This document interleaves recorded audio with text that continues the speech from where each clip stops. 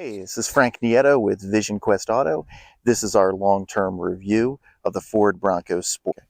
So, why am I doing a long-term review of the Ford Bronco Sport? Well, pretty simple. Because out of the hundreds and hundreds of cars that I've reviewed over the years, the Bronco Sport gets asked some of the most questions that I have had of any test car to this day. That includes this model. That also includes some of the other versions that I've driven and reviewed over the years, like the Heritage Edition and Badlands version of the Ford Bronco Sport. This one in particular is a Big Bend model. It is, at the time when this came out at launch, this was the next step up from the base model. It is now the actual base model. Ford has discontinued the standard version, and the Big Bend is the entry level now. As I said, gotten asked a ton of questions about the Bronco Sport over the years, and so I decided it would be best to go ahead and let's answer those questions in our review. And then following these questions, I will go through the categories that we cover here on Vision Quest Auto, and then we'll score it on our special scoring scale. All right, let's get to it. All right. So the number one question that I get asked about the Bronco Sport when I'm out driving it is it the new Bronco? And the answer is no, this is not the new Bronco. This is, in fact, the Bronco Sport. Now, interesting little story about the Bronco Sport is that when I first heard about it, I wasn't really looking forward to it, and a lot of that was tied into the Bronco 2. Now, for Bronco fans, you'll know this car. It still has its fans to this day, but I am I have been obsessed with Broncos since I was a kid, and the Bronco 2 was a vehicle that I hated. It was, if you don't know, a small truck or small SUV back in the 80s that was supposed to look like a Bronco, and it just didn't to me. It seemed kind of pointless. I don't know. This was a kid's perception, and it stuck with me to this day. Wasn't really something I was interested in. And so when I first heard about the Bronco Sport, I was like, who cares about this car? It's going to be the Ford Bronco 2 2.0. Who cares? Well, things didn't get much better too when I heard that the Bronco Sport was going to be built on the same platform as the Ford Escape. The Ford Escape is a fine vehicle for what it is, but it is definitely not an off-road vehicle, and it looks more like a wagon, to be honest, than it does a SUV like the Bronco. So, wasn't really too excited about it. Kind of surprised that we own one now. So the number three question is, does it drive like a Bronco? And the answer is kinda. I know that's not the best answer, but it's the answer that we have here. Um, the thing is, again, it's built on the same platform as the Escape. The Escape is not an off-road vehicle. The Bronco, of course, is an off-road beast. So how does this compare to the Bronco? Well, pretty simple. The Bronco itself is actually a more refined off-roader than something along the lines of a Jeep Wrangler or a Toyota 4Runner. However, the Bronco is not as smooth a ride or as what we would call well-mannered as a Range Rover, okay, and some of the other vehicles from Land Rover. But again, it's pretty nice. It's much nicer ride than a Wrangler. And that can be a good thing or a bad thing depending on where you stand, but it's smooth. It's a softer ride than what you'd find with the Bronco, right? But as you can see, it has a decent clearance level. That's much higher than the Escape. It also has a great four-wheel drive system that's full-time four-wheel drive. It has different selection modes. They call it GOAT mode, go over anything mode in Ford parlance. So what this is going to do, the main difference to me between the Bronco and the Bronco Sport is that this is a smoother ride. This is also a pretty decent off-roader. And when I say decent, I mean, if you get an inclement weather, this is pretty much going to handle most of what you throw at it. Again, it's got solid clearance level. It's got really great traction. It's got a great four-wheel drive system. It has some other underpinnings there. But this isn't something that you're going to take to really technical off-roading courses like you would in a Bronco or a Wrangler or a 4Runner or a Range Rover. This isn't meant for that. And in that way, yeah, if you're looking for that, this isn't the vehicle for you. So that answers that. So the third question I get asked the most about the Ford Bronco Sport is, hey, do you like it? And the answer is yes, I do. It does a good job for what we've wanted. My wife was coming from a compact car to an SUV. We needed something more to transport the kids. She's got a longer commute, so I wanted her to have something with all-wheel drive or really four-wheel drive. I prefer four-wheel drive to all-wheel drive. Um, no, that's not everybody's cup of tea, but for me, that's what I wanted. And we also wanted something with a little bit more cargo space, and this has filled all of this has met all of our needs. So we've been pretty happy with it. Um, so the fourth question that I get asked the most about the Bronco Sport is, have you had any issues with it? And the answer is kinda. So when I say we've had problems, well, this is a first generation car. It is built on top of the Escape, as I've said multiple times already. But because of that, it's still its own vehicle. There are so many different parts that this is still a first generation vehicle from Ford. And with that, there's been 2 recalls. One, we brought it in and they checked and they said we didn't actually need anything. It was all good, which so it was great. That had something to do with the fuel system, I believe. It hasn't had any issues. We never noticed anything. We just got a recall notice to have it checked out. They checked it out. Again, no issues. The second recall notice we got concerned the brakes. With that, they said that we hadn't noticed anything, and they said that the brake pads were probably showing a little more wear than they normally would have, and Ford just replaced those. They took them out. I don't even know if it was the brake pads or the brake parts itself, but they took those out. We never noticed anything. We never had any issue stopping the vehicle. So that was that. The actual real issue that we had with this car was actually not so much on Ford's side, but more from just vehicles today side. And that was with the stop start button. And I'm going to get into that a little bit more. I'm going to show you what I mean by that. Okay, so the big problem we had was a few months ago. My wife was on the way to work. She gave me a call. She said, my car is stopped and it will not restart. And I said, what do you mean? She said, it won't actually turn off and it won't turn on.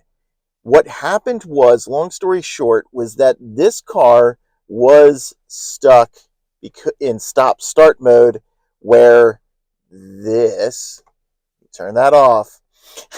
That's what we do from now on because of this issue. What happens is that we did not have that turned off. My wife was in stop and go traffic.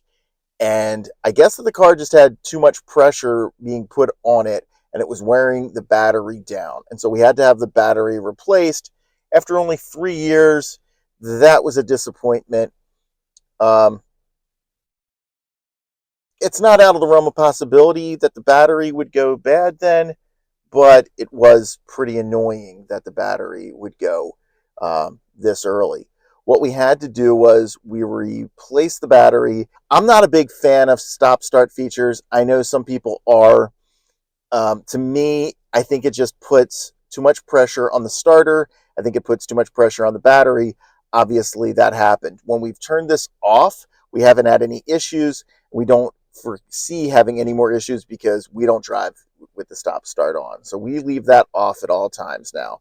There's also, for Ford Bronco Sport owners out there, if you're interested, there is an aftermarket product that you can buy that bypasses the stop-start system, and it will just leave it. If you leave it in this off system, whenever you start that car up again, it will leave it with it off. Not an issue that's specific to the Bronco Sport. It's just specific to cars nowadays. I know that there are some people who love the stop-start system. They feel like they get better gas mileage. I'm not a fan of it just because I don't like the wear and tear that it puts on the car. It's a vehicle that just kind of fits into our life very easily. The other thing that we absolutely love about this is that it may not look like it from the outside, but it's got a tremendous amount of headroom. Now, this is a con from my end. And again, it's ticky-tack, but it is what it is. And that is the engine. Okay, this is going to be a weird one. The problem with the engine is it's a 3-cylinder, which just sounds bad. The issue though is that the 3-cylinder actually does a pretty good job. It has solid pickup. It drives nicely. I never found it for want of power. I have driven, as I said before, I've driven the Heritage Edition and the Badlands version as review cars. I really love them. I did notice a difference between the 3-cylinder and the 4-cylinder. There's a little bit more power. That said, I don't think there's a ton of power missing when you get in there. I'm not sure if it's really worth that. So again, this is one of those ones where I'm going to mention this as a con, but I don't really know if it is a con. I can see there being people who will just look past this and say, it's a 3-cylinder, I don't want to go after it. And you'll just go for the 4-cylinder, and that's great. That's fine. I get it. I will say this, you're going to miss out on gas mileage. This thing gets really good gas mileage for what it is. I mean, again, my wife's in stop and go traffic all the time for work. And yet she's still averaging 30 miles per gallon on this. And that may or may not sound spectacular. The one thing I want to note about that is that's 30 miles per gallon with a full-time 4-wheel drive system on it. So pretty good. Here's another cool feature that I found, which is something I like that kind of goes back to the old days of the Bronco, of the second generation, third generation, whatever you want to say, late 90s Bronco. And that's one that I had, which is kind of cool. You've got this lift glass on the back. And again, it's different than what we used to have in the Bronco back in the day, where you would go in, you'd swing the tire away, and then you'd put your key in and you turn it, and that would lower the glass. So you could have the glass open as you drove along. But then if you wanted to open the tailgate, you would reach in here and you would open it. So it was kind of cool. It was a lock and it wasn't a lock. This, of course, does not work that same way, but you can pop the glass. That's kind of neat. Another thing that's kind of cool here is you'll notice a little bit of an iconic, this is a little bit of the Easter eggs that I was talking about. You get a little bit of a mountain here about the Bronco. It's kind of cool. Here's the cooler feature though. Right up there, you can see, sorry, right up there you can see there's a Bronco. So that's a nice little Easter egg there. You can see a Bronco, and when you look in the rear view, you'll see your Bronco.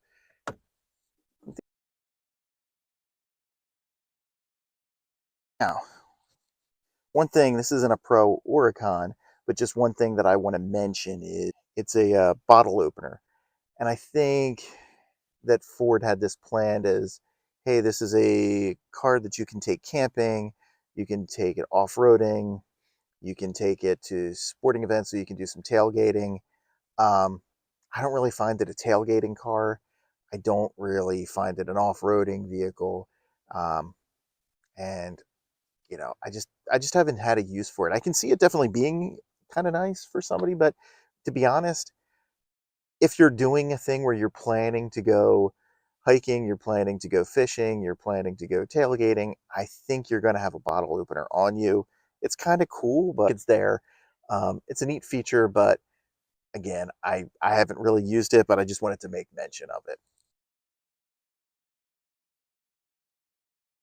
All right. Now, another thing I want to mention about this car that has been a real positive here is the fact that there's a ton of storage space for this for a vehicle this size. As you can tell, that's a decent amount of space. The other thing that I really like about is this is an option.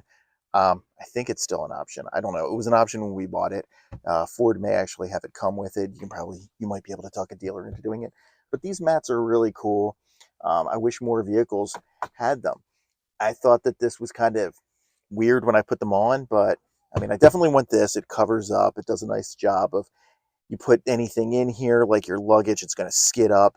That doesn't do anything. That doesn't happen with this. This really takes care of the actual car here. So, you've got that to be taken care of. It's not going to scratch up. The same thing for this when you drop your seats down to carry something. This does a great job at protecting it. It's not going to get it all dirty. It's not going to get it all scratched up. It's really nice, especially if you put a bike in here, which I've done multiple times. It does a great job. You've put in baseball equipment, any other things. It does a great job at just keeping the car nice and clean as much as it can, and keeping. Another thing that is absolutely actually my favorite feature on this car is that. Let me show you here. Yeah, those lights are awesome. You can direct them. They don't look it, but they're really bright. And they come in very handy. I've been out, even just when I've parked in my driveway, if I didn't pull into the garage, and I'm emptying out groceries or coming back from a trip.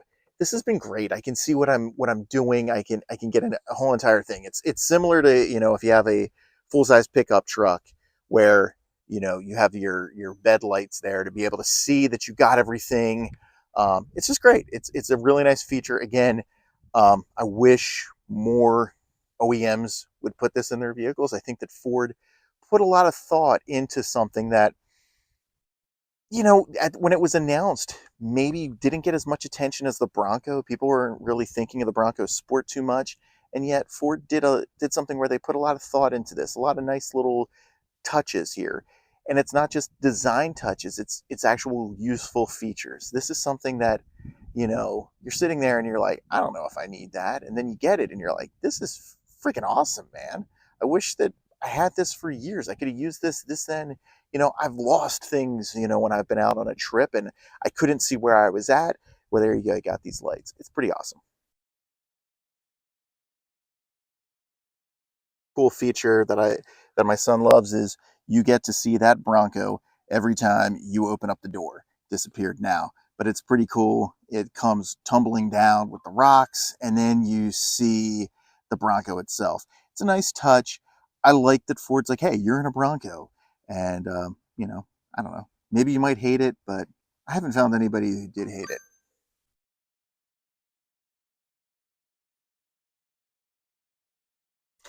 All right, I'd mentioned earlier about how much I like the four-wheel drive system in this, the full-time four-wheel drive system, and I'm just going to show you a little bit of what the GOAT modes look like. So right there, you get your different driving modes. This is normal. That is sand. Again, it's pretty neat. That's not a feature. That's not a driving mode that you get in a lot of non-off-roading vehicles. So the fact that it is in there is pretty cool. Again, I don't know how off-roading focused the Bronco Sport is, especially a Big Bend, but that's a pretty cool feature to have in there. You got your Eco mode. We don't use this. Does save you mileage. Maybe we should, but I don't know. I've never been one of those people. Sport mode, this actually does have a noticeable difference. You'll feel a little bit more pickup. The torque reaction, yeah, the reaction time on it is pretty good. It's pretty quick. This isn't going to make you a BMW M3 by any stretch of the imagination, but it does give this a little bit more oomph. And right here is slippery. So slippery is for when you're in snow, ice, rain. Um, yeah, we've never had an issue with this, with the Bronco Sport not being able to get anywhere. So it's pretty good. I don't know how great the driving modes are, except for Sport. I notice a definite difference. I have used the most of them. Have the difference with this between the Big Bend version and the Heritage Edition and the Badlands version is that has mud and ruts, so that's a little bit more off-road centric. Those models also have bash plates and things like that, so it's definitely more off-road focused. Well, now I'm going to mention some of the cons here some of the things I don't like about the Broncos Sport, and there are two that really stand out to me. Um, and it's that I know that this is a somewhat kind of sort of off-roader. I know that it's more of a utilitarian vehicle. This isn't a luxury vehicle, but it looks pretty decent. But this material's nice. This material's nice. This is plastic, and it's very cheap feeling. The steering wheel, I know that some people have knocked the steering wheel. I actually like it. A lot of plastics there. So again, it's not the biggest deal, especially if you're mimicking a Bronco and a Wrangler. You know, this is to be expected, not something totally surprising.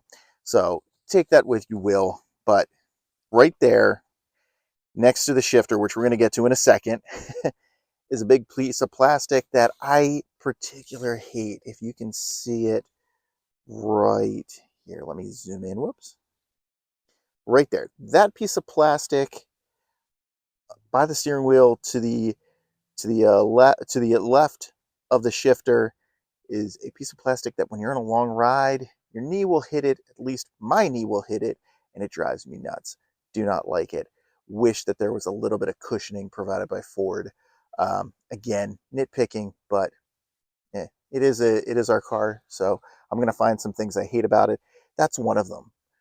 Right there, though, is the number one thing that I hate about this car, and it doesn't actually do anything against the car. Like, it doesn't really hurt the car's drivability. It's just you're going for this where you're going out of your way to make an off-road looking vehicle. You're trying to give it that truck feel, that truck look, and you don't even have an actual shifter. You have a dial. To me, it's a design flaw. And honestly, every single time I get in the car, I hate it. Um, I look, I'm a Jeep fan, I'm a Bronco fan, I'm a truck fan. I love the giant shifters that you see on the Wrangler, that you see on the F-150, that you see on the Hummer, which is bordering on being too big, but it's still awesome because it's just so big and chunky. And if you've got gloves on, it's easy to grab a hold of that shifter and pull it back, and it just makes you feel like you're driving something big. And maybe it's just a guy's thing. I don't know. My wife doesn't seem to care about this. She probably wouldn't care if it was a shifter or not. It is what it is. But to me, I hate it. I don't like that it's a little shifter. I understand that it's technically a safety feature, but I don't know. I've never knocked a car out of gear that is an automatic car out of gear, I should say, by just slapping it. So to me, I don't like that.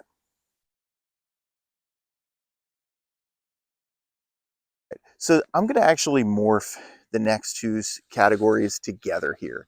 And that's who's this vehicle for and what would I change? And for that, the Bronco Sport probably suits more people's needs than something like a Bronco or a Wrangler.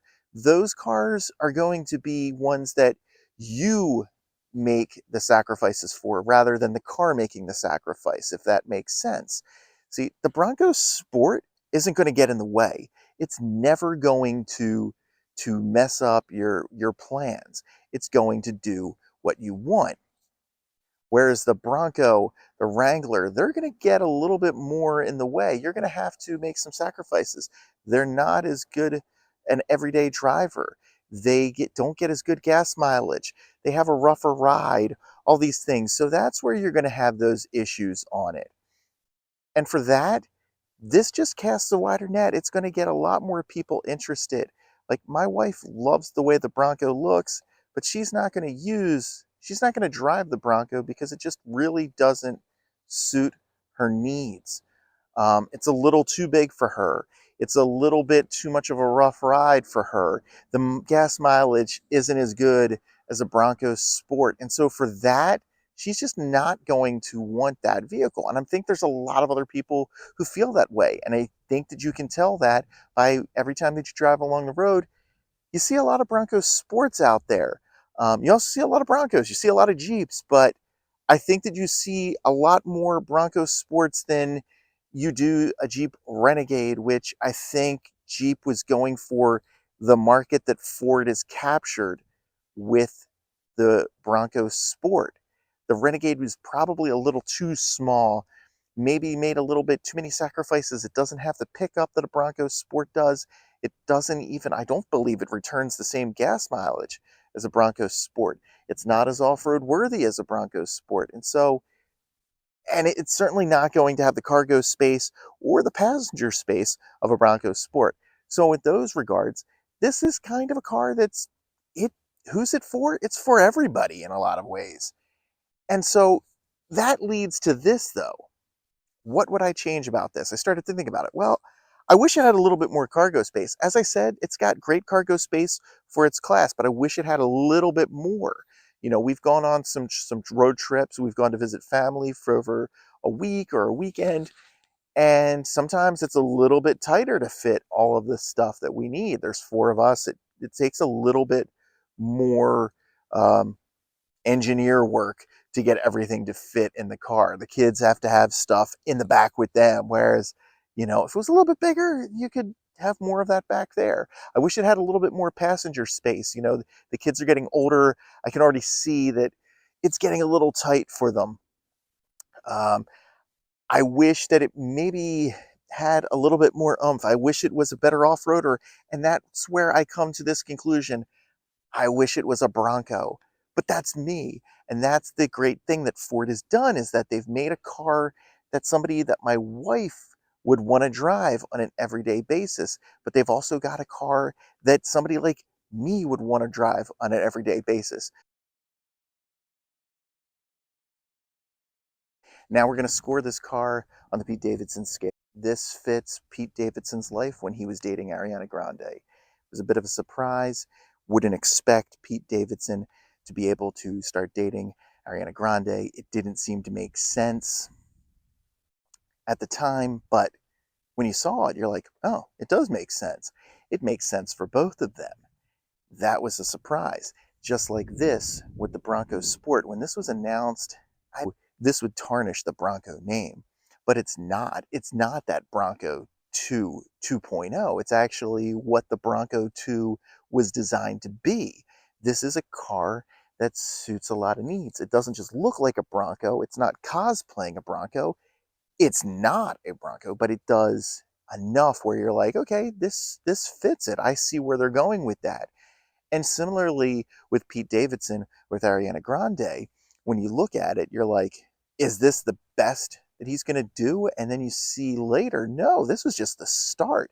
And so I think when you look at this, Ford can similarly point out that there's some stuff that they can get better at, you know, that they can do better, but I think they will. I think that when you move this up, the fixes are pretty easy.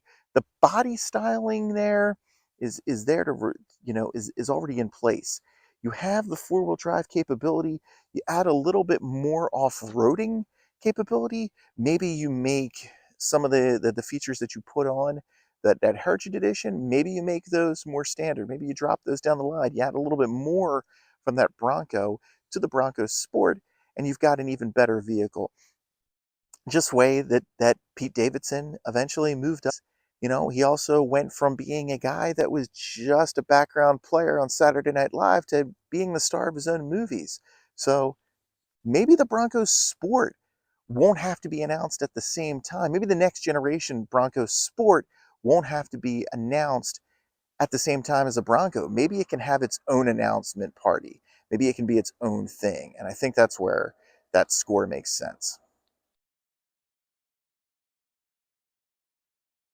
So the next category we have is, what song is the Broncos Sport? And this one, I had to think about it a little bit. To me, the Broncos Sport is Running Up That Hill. Okay. Now, it's not just because it's a bit of it had an up-road battle to face coming out, being named after the Bronco, but not being the Bronco. It's not just because it's off-road focused in some ways and, you know, off-roaders go up a hill. No, this is because this is a particular version of Running Up That Hill. It is not the beloved Kate Bush version of Running Up That Hill. Instead, this is the placebo version of Running Up That Hill. Everybody loves that Kate Bush version of Running Up That Hill. It was just on Stranger Things. It played almost a co-starring role this past season of Stranger Things. It survived 40 years, about 40 years or so, of being a popular song. It's made Kate Bush a ton of money. But the placebo version of Running Up That Hill proved that it could be its own thing and that it could be a really good song in its own right. And in fact, in some ways, it's even better. And I say that because before Kate Bush's version of Running Up That Hill became an iconic song on a TV show, Placebo's version of Running Up That Hill became an iconic version of that song on a TV show. And that was season 4 of The OC, when Ryan Atwood was a cage fighter. And you could not get that same atmosphere on Kate Bush's version that you could on the Placebo. And just like that, the Bronco Sport has its own vibe, unlike the Bronco. It's not necessarily better. In fact, it probably isn't. But it is good, and it is a very strong contender in its own right. That concludes our long-term review of the Ford Bronco Sport. I want to thank you for watching. Please like, follow, and subscribe. Basically, if it's a social media platform, we're there. I want to thank you, and see you next time.